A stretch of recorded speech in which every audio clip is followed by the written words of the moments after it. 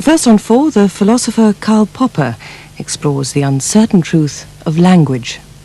Now, today we have a really important discussion about the evolution of human language, and what is the main point of our discussion, I think, is to bring out what is specifically human and different from animal languages.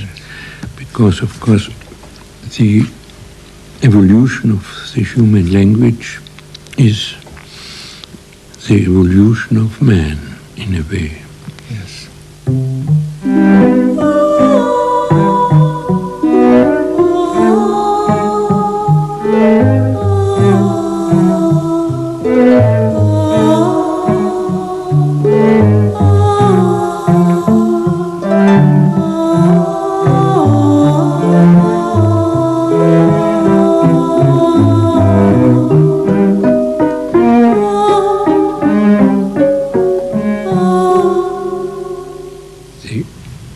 Point which I am going to stress particularly is that in human language, like our discussion now, we are usually in a situation which is not particularly dangerous, and we don't refer usually to immediate dangerous situations. We speak, for example, as we do now, about abstract things like the human language or like the brain or whatever it may be.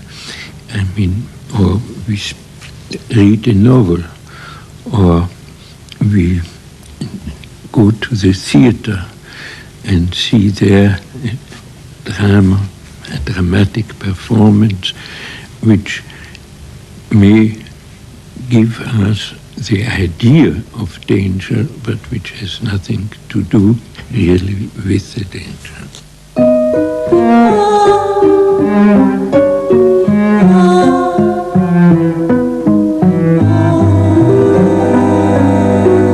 I want immediately to go to the chimpanzee, who is our nearest living relative.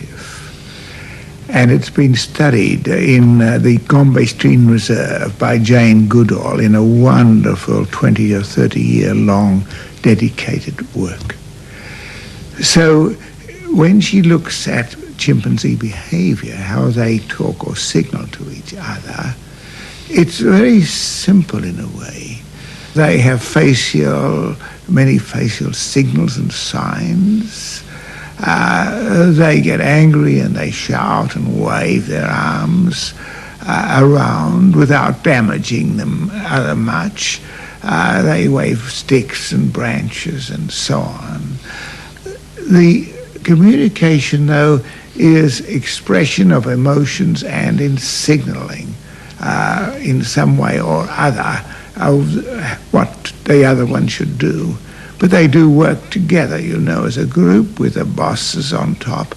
But it's all organized by a complex system of signaling with sounds and gestures.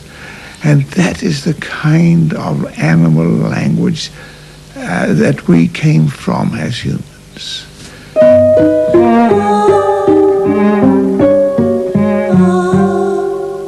He pointed out that in all language there is something like self-expression. But he also stressed at once that this is really the lowest of the function which language has to perform. Self-expression is unavoidable. When I talk to you, I move my hand, and that is, of course, self-expression. But I also talk to you and wish to make a certain impression on you and wish to get a certain response for you. This is what Bühler calls the signal function of the language, the second function. And then the next function, which Bühler has indicated, is what he called the descriptive function.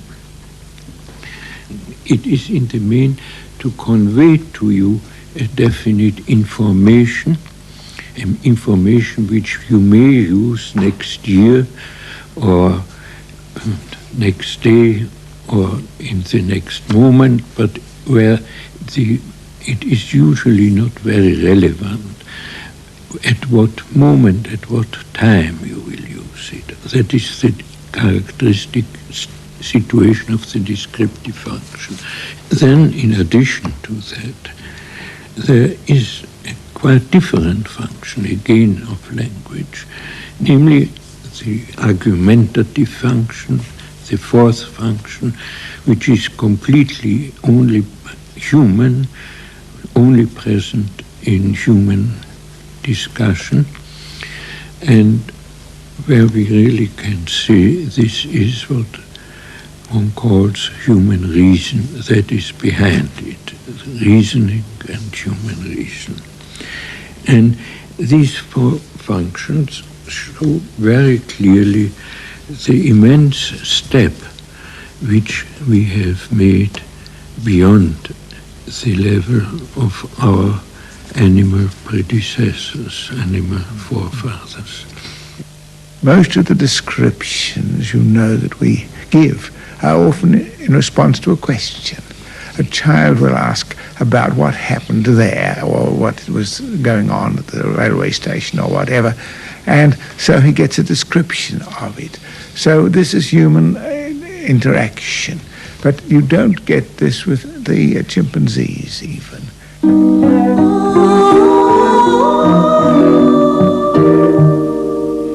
Now, I think perhaps one should consider what has come out of all of that. That is to say, the really paramount importance which language has for our lives and especially for our cultural life, for human culture. In our case, of course, since we are both writers and write books, language is actually almost identical with our life. We use language all the time in our work. But that is our very special situation.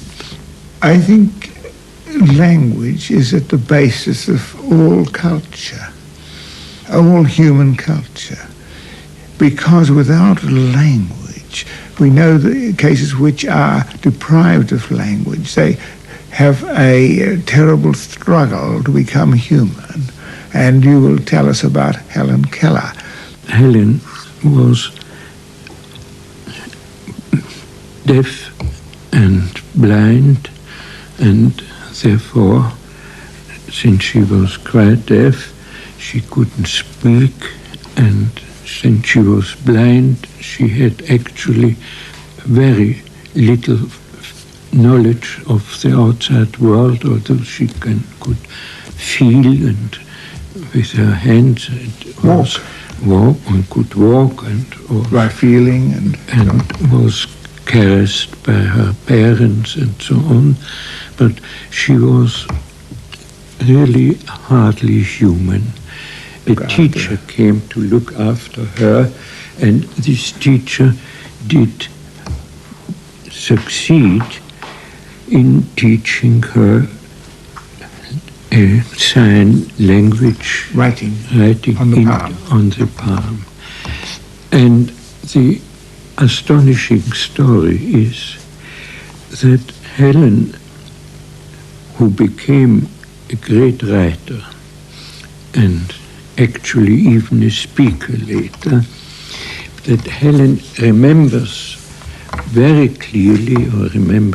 clearly when she wrote her story, the incredible experience of suddenly realizing the word which was written in her hand. The first word was water, when a stream of water fell on her hand. Yes.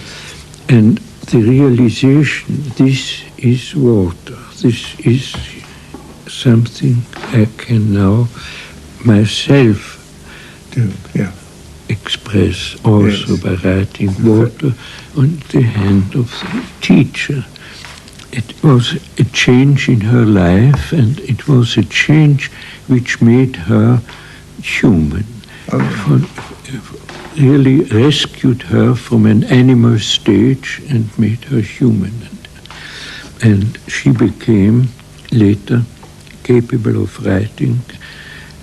She wrote quite a lot, among other things, the story of her life, Yes. which in my opinion really everybody should read. Yes. It's called The Story of My Life. And this need for language was probably in her greater than perhaps in other children. Nevertheless, it shows what it really means, what language really means to us, and what language can really be for us. Well, that's an extraordinary story, but of course we've all done this. Yes. Each of us was a baby without language, and we learnt it.